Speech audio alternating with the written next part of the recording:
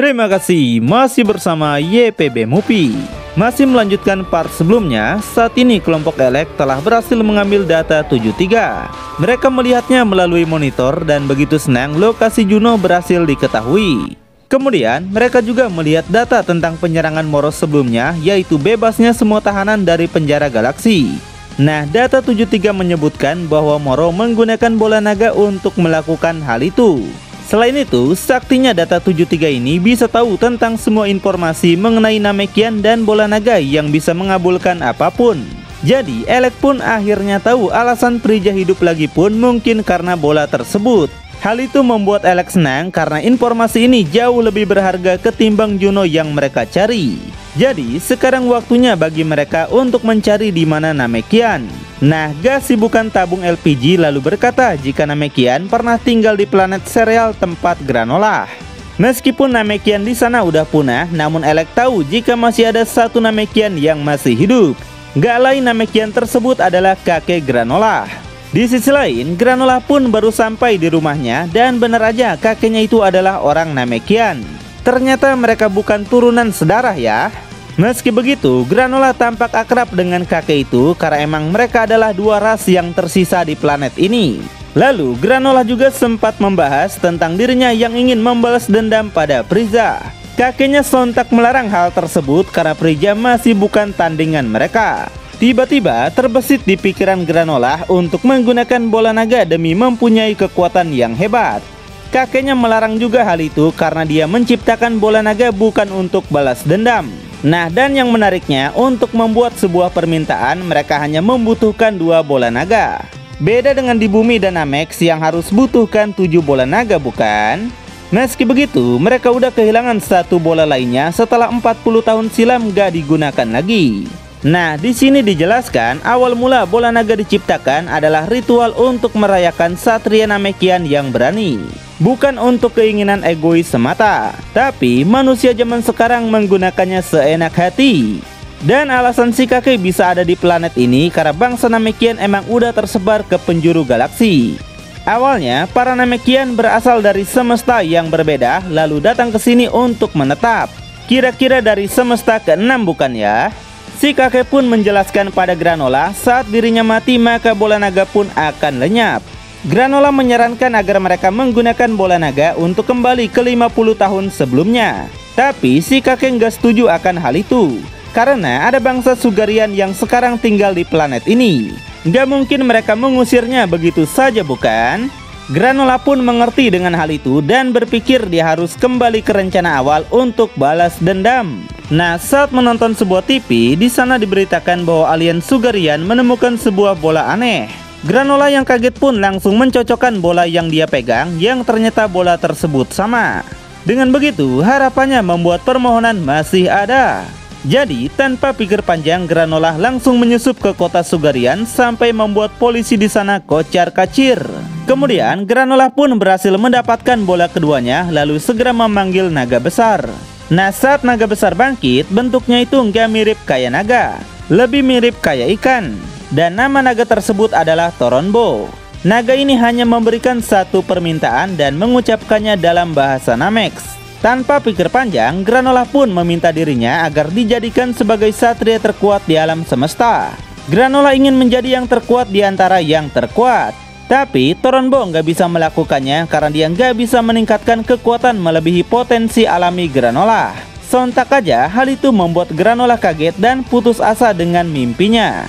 Namun Toronbo bilang jika Granolah bisa menjadi yang terkuat jika memenuhi sebuah syarat. Granolah yang udah ngebet pengen jadi yang terkuat ini akhirnya setuju untuk menerima syarat tersebut.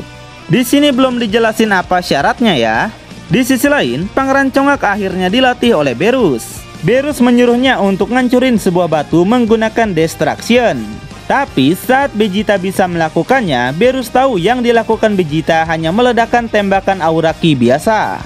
Berus pun menjelaskan saat Dewa Kehancuran menggunakan kekuatannya, maka apa yang mereka targetkan akan hancur sepenuhnya. Berbeda dengan Ki yang menghancurkan apapun secara biasa, Dewa Kehancuran bisa mengubah sesuatu menjadi ketiadaan. Dan saat benda itu dihancurkan, maka akan melepaskan energi yang besar. Hal itu langsung Beerus contohkan di mana batu kecil yang dia hancurkan menyebabkan ledakan yang sangat besar. Goku aja sampai kaget ngelihatnya. Beerus menegaskan ledakan besar adalah ciri khas seseorang dalam memakai Destruction. Goku mulai merasa tersaingi dengan Beerus yang kini melatih Vegeta. Tapi Goku sendiri paham kalau itu adalah keputusan Vegeta. Sedangkan dirinya di sini adalah untuk mengasah Ultra Instinct. Jadi mereka akan menentukan sendiri siapa yang terkuat di semesta nanti. Whis berkata jika yang terkuat di semesta ini mungkin saja bukan mereka. Jadi Goku bertanya apakah Whis tahu siapa yang terkuat di semesta ini sekarang? Kalau itu Whis sendiri nggak tahu. Tapi melihat skala besarnya alam semesta, siapa yang tahu orang kuat selanjutnya akan muncul. Hal itu pun langsung disetujui oleh ikan peramal yang mengatakan orang terkuat emang akan segera muncul. Dengan pedenya, Vegeta berkata jika orang tersebut adalah dirinya. Karena saat ini Vegeta udah berhasil menghancurkan batu tersebut sama seperti yang Beerus lakukan. Dan dia berkata sebentar lagi pun dia akan menghancurkan batu yang lebih besar. Di sisi lain, tidak dijelaskan gimana ceritanya, tahu-tahu Toronbo udah pergi entah kemana. Tapi ngelihat gaya rambut baru Granolah yang panjang kayak anak pang ini, sepertinya dia telah berhasil menjadi yang terkuat. Dia pun menjajal kekuatannya tersebut dengan mengangkat batu besar lalu menghancurkannya. Ledakannya sontak begitu besar sampai Granolah aja nggak nyangka kekuatannya bisa sehebat ini. Dia pun merasa bangga dengan kekuatannya. Ledakan itu ternyata membuat si kakek terbangun dan begitu kaget setelah tahu Granolah memakai bola naga. Granolah menjelaskan jika dirinya sekarang adalah yang terkuat di semesta. Jadi dendamnya pada Frieza kini bisa dia balaskan. Si kakek bilang hal tersebut pasti memiliki syarat yang harus ditepati. Oleh karena itu, si kakek nasihatin Granolah dengan memiliki kekuatan seperti itu maka akan mudah memancing munculnya musuh baru dari semua tempat. Tapi Granolah tetap sombong karena dia merasa kekuatannya sekarang dapat mengalahkan ancaman apapun juga.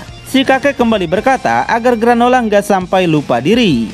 Sekarang mungkin Granolah yang paling kuat, tapi Granolah nggak tahu apa yang akan terjadi di hari esok. Meski begitu, Granolah malah mengabaikan nasihat si kakek dan mulai mencari di mana Frieza. Dengan kemampuannya sekarang, Granolah dapat mendeteksi ki seseorang. Meski begitu, jaraknya terbatas ya. Nah, setelah nggak menemukan lokasi Frieza, Granolah pun pergi untuk menanyakannya pada Alex. Si kakek nggak bisa berbuat apa-apa dan menganggap dirinya lah penyebab semua ini. Di sisi lain, Whis memantau gerak-gerik Granolah dan udah tahu semua yang terjadi. Jadi, Whis berpendapat bangkitnya Granolah akan menyebabkan kekacauan lagi. Sedangkan Goku dan Vegeta masih meributkan tentang siapa yang terkuat di semesta. Ikan peramal yang sebal pada mereka akhirnya pergi dan gak mau ngasih tahu siapa satria terkuat tersebut. Dengan begini, siapa satria terkuat di semesta ketujuh masih misteri. Gak lama kemudian, Granolah sampai di markas Haters dan gak pakai babi bu langsung bertanya pada Alex di mana Frieza. Ngedengar kalimat itu lagi, Alex sontak kesal dan berkata Granolah nggak akan bisa mengalahkan Frieza. Dengan tegasnya, Granolah pun berkata bahwa dia yang sekarang adalah satria terkuat di semesta. Sontak aja, semua teman Alex langsung menertawainya dan menganggap Granolah hanya membual. Alex yang belum percaya akan hal itu langsung pergi meninggalkannya. Alex meminta Sindut buat ngeluarin Granolah dari tempat ini. Nah, Sindut sendiri masih merasa congak kalau kekuatannya emang berada di atas Granolah. Tapi saat dia melancarkan pukulannya, dengan mudah Granolah menghindar lalu menghajar balik Sindut menggunakan satu jari. Sindut pun langsung terpental menghantam tembok. Ngelihatnya membuat Alex dan kelompoknya sampai kaget. Nah, dari hal itu barulah Alex berkata jika kata-kata Granolah ternyata bukan omong kosong.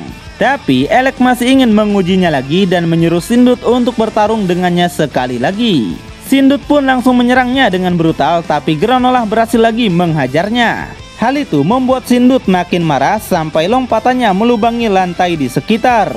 Dan di saat itulah Granolah menembak lantainya hingga Sindut terperosok ke bawah lantai. Granolah meminta Alex untuk berhenti karena mereka bukanlah musuhnya. Tapi Alex masih belum puas dan meminta Maki yang seorang wanita untuk bertarung juga. Sindut juga ternyata masih bisa bangkit lagi lalu melemparkan batu besar pada Granolah. Tapi dengan energi yang seperti sihir, batu itu langsung lenyap nggak tersisa. Maki kini yang gantian menyerang, dia melapisi tangannya dengan energi lalu menyerangnya dengan ganas. Tapi semua pukulannya nggak dapat mengenainya. Malahan Granolah yang berhasil mengunci lengan Maki lalu membantingnya ke lantai. Saat akan dibanting lagi, disitulah gas bukan tabung LPG langsung menyelamatkannya. Tapi Elec melarang gas untuk bertarung karena Elec cuma ingin melihat perkembangan kekuatan Granola. Dari hal itu Elec menyimpulkan peningkatan kekuatan pesat Granola menurutnya tidak masuk akal. Jadi Elec bertanya apa yang terjadi. Karena semua ini demi lokasi Prija, akhirnya Granola membongkar bahwa kekuatannya berasal dari bola naga. Sontak aja Elec begitu senang karena di planet sereal ternyata bola naga beneran ada. Jadi mereka nggak perlu repot-repot mencarinya sampai ke planet Namex. Lalu Elec berkata jika mereka belum tahu lokasi Prija yang sekarang. Jadi selagi mencarinya Elec meminta Granola untuk pulang dulu. Granola mengerti dan dia meminta mereka untuk cepat karena Granola udah nggak punya waktu lagi. Karena hidup Granola sekarang tidak lama lagi. Sontak aja mereka kaget karena yang mereka tahu warga sereal selalu hidup dengan usia 2 abad. Sedangkan usia Granola sekarang baru 50 tahun. Tapi Granola berkata jika dia udah mengorbankan 150 tahun sisa hidupnya demi kekuatan ini. Nah akhirnya dijelaskan syarat dari naga Toronbo untuk melipat gandakan kekuatan Granola, dirinya harus mengorbankan sisa hidupnya. Dan sisa hidup yang dimiliki Granola sekarang hanya tinggal 3 tahun lagi. Maki sontak begitu kaget dan gak menyangka Granola melakukan hal senekat itu. Hanya ingin mengalahkan Prija, Granola rela kehilangan sisa hidupnya begitu saja. Setelah Granola pergi, Elec dan kelompoknya pun melanjutkan untuk makan-makan. Kemudian terungkap juga kalau mereka sebenarnya emang udah tahu lokasi Prija tapi nggak mau ngasih tahu Granola. Maki berkata jika Granola membunuh Prija, mereka mungkin akan dapat keuntungan dengan bisnis mereka. Tapi Elec menolaknya karena dengan begitu posisi Prija mungkin akan Granola gantikan. Yang hal itu sebenarnya adalah rencana mereka untuk mendapatkan posisi itu. Selain itu Elec khawatir jika Granola akan menghancurkan pasukan Prija juga. Di mana tujuan mereka juga adalah mengambil alih pasukan Prija, maka bisnis mereka pun akan berjalan lancar. Kemudian di sini akhirnya terungkap juga bahwa mereka telah bersekongkol dengan Prija untuk menyerang planet sereal. Dari hal itu pun mereka mendapatkan uang yang banyak dengan menjual planetnya pada Sugarian. Jadi Elec menegaskan bahwa saat ini Prija masih menjadi rekan bisnis mereka dan belum ingin Prija dihilangkan begitu aja. Sebaliknya, langkah selanjutnya yang akan Elec ambil adalah membunuh Granola. Sindut bertanya cara apa yang akan Elec gunakan karena saat ini Granola adalah manusia yang terkuat. Tapi Elec udah punya satu cara, yaitu menggunakan para Saiyan bumi. Mereka telah mendapatkan info dari 73 bahwa kekuatan Goku dan Vegeta sangat kuat. Jadi Elec tegaskan dia akan mengadu domba mereka bertiga. Terlebih mereka tahu jika Granola punya dendam juga pada para Saiyan. Mengadu mereka maka akan sangat mudah bukan?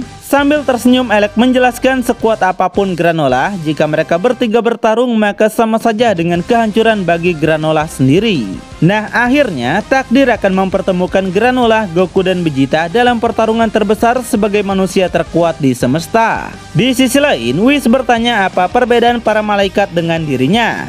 Goku yang polos tentu menjawab perbedaan mereka adalah Whis memakai cincin besar di lehernya sedangkan Goku tidak. Sontak aja mendengar jawaban Goku membuat Whis jadi sebal. Tiba-tiba tongkat Whis berputar dengan cepat sampai Goku terkena sebelum menghindar. Nah Whis menjelaskan perbedaan para malaikat dengan Goku adalah malaikat selalu dalam kondisi insting. Sedangkan Goku harus berubah dulu untuk memakai Ultra Insting. Karena dalam kondisi biasa Goku merasa dirinya nggak bisa melakukannya. Whis berkata jika itu nggak benar.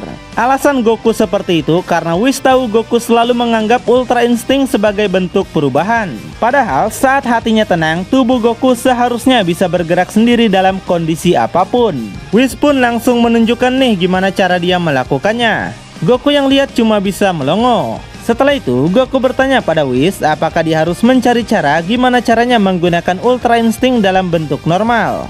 Whis pun membenarkan hal itu karena dengan melakukannya akan membebaskan pemakaian energi yang menimbulkan batas waktu Goku. Goku sendiri mengakui hal itu karena biasanya perubahan itu nimbulin masalah buat Goku.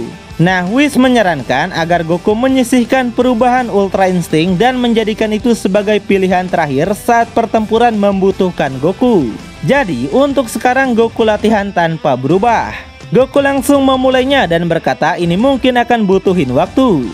Tapi Whis tegaskan jika saat ini waktu mungkin gak memihak Goku maupun Vegeta. Pangeran Congak yang penasaran segera datang untuk menanyakan maksudnya. Whis menjelaskan saat latihan rival mereka adalah diri mereka sendiri dari hari sebelumnya. Jadi Whis meminta mereka untuk bekerja keras agar jadi lebih kuat dari diri mereka yang dulu. Ngedengar itu Goku pun langsung paham, karena itu emang tujuan rencananya latihan, bukan? Pangeran Congak juga udah tahu kalau itu mah. Dia malah makin congak dan bertanya apakah itu kata-kata bijak hari ini. Oh, bukan begitu dong Pangeran Sayur. Alasan Whis berkata demikian agar mereka berjaga-jaga karena gak lama lagi suatu yang aneh di semesta ini akan terjadi. Goku langsung bersemangat dan bertanya apakah ada musuh yang sangat kuat akan datang. Whis menjawab dia sendiri nggak tahu apakah orang yang dia maksud jahat ataupun sebaliknya. Sedangkan Berus masih nyantui rebahan sambil menguping ocehan mereka. Di sisi lain, Granola telah pulang ke planetnya, tapi dia cuma mendarat di dekat rumahnya. Granola bilang pada Oatmeal dia nggak mau kembali ke rumah sebelum berhasil mengalahkan Frieza. Jadi, Granola akan menunggu kabar Elec dari sini. Di sisi lain, Elec menyuruh Maki dan Sindut untuk pergi menemui Pendeta Geno. Sedangkan Elec dan Gas sibukkan tabung LPG tetap nyantai di markas mereka. Selain itu, mereka juga akan menggiring Goku dan Vegeta untuk mengikuti rencana mereka. Nah, Elec udah punya sebuah cara agar para Saiyan mau untuk melakukan itu, yaitu dengan bertanya pada Pendeta Juno bagaimanakah kelemahan dari dua Saiyan tersebut. Elec yakin meskipun Goku dan Vegeta kuat, tapi tetap aja punya kelemahan di sisi lainnya. Sekecil apapun kelemahannya, itu akan menguntungkan bagi mereka. Ditambah, Juno adalah pendeta yang mengetahui semuanya di semesta ini, dan pastinya bisa menjawab apa yang mereka tanyakan. Kemudian, Gas sibukkan tabung LPG meminta Elec untuk mengizinkannya bertarung melawan Granola. Tapi Elec menolak hal itu karena meskipun Gas kuat, tapi waktunya untuk bertarung masihlah belum tiba. Saat ini, Elec tahu Gas adalah orang satu-satunya yang bisa mengalahkan Frieza. Tapi untuk sekarang mereka akan fokus pada rencana dulu karena Elec yakin rencana mereka akan berhasil. Setelah beberapa minggu kemudian, Maki dan Sindut telah sampai di planet Juno. Seperti biasa Juno minta dikis dulu sebelum mereka mengucapkan pertanyaan. Maki yang udah nggak punya pilihan lain akhirnya setuju dan dia pun melakukannya. Wajah si Juno langsung memerah cuy. Juno berkata kalau wanita galak seperti Maki adalah tipenya. Jadi Juno akan memberi mereka 10 pertanyaan. Ngedengar itu Maki nggak tahu lagi deh mau senang apa kesal. Kembali ke tempat Goku, saat ini dia udah berhasil melakukan latihannya dengan baik. Dia dapat menghindari tongkat Whis meski tanpa perubahan apapun. Bahkan setiap perintangan yang Whis berikan, kini Goku dapat mengetahuinya. Ngelihat itu Whis pun jadi senang nih.